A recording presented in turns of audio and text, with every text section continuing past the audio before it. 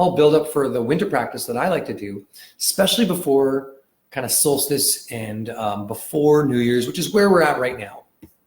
And it goes like this.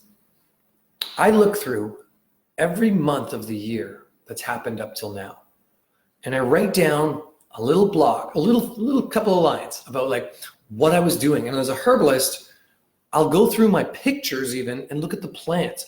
Who was I connecting with? What plants was I connecting with? Give appreciation to all the things I've done. So I'll write down my highlights and I'll be like, wow, okay, I'll go all the way back to January, look at my picture reel, maybe look at my social media, if that's the place where my information is. Try to think deep into my mind about what big events and things were happening when I got into the forest, and I'll go back and I'll look at them and like make a little list of, wow, okay, I was harvesting usnea, for example.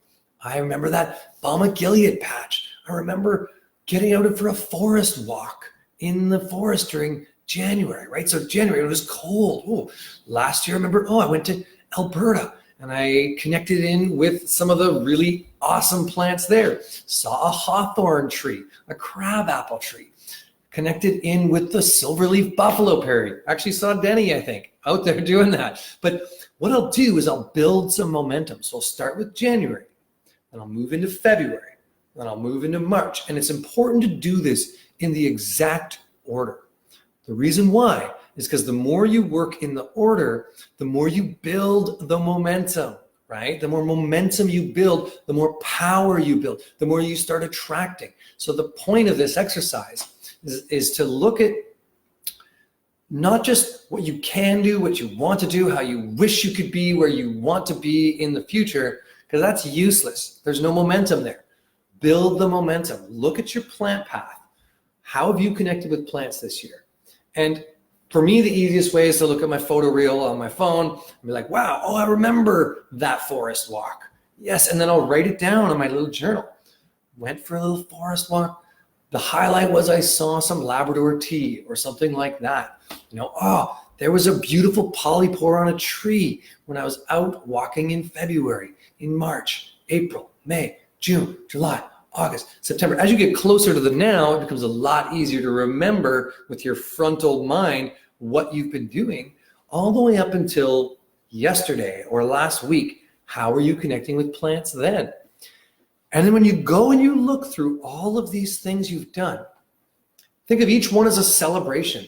Remember to celebrate your victories. It's so much more essential to celebrate our victories than to try to pre-pave our future. The reason why is because of the law of attraction and the law of momentum. We build this momentum up and then we attract more of them. I think it's more important to actually celebrate what's happened this year and to really get into that. And then once I've done that practice, I'll do that one night. Maybe it'll take me 2 days if I get a little bit ADD and start doing something else for a bit, or I don't finish, but I'll do that in one session if I can. And I'll take a break. Then the next night, I will reflect on that and I'll read through all these things I did, and then I will start to pre-pave what it is I really want to do this year. Who do I really want to connect with? What are the things I'm really excited about?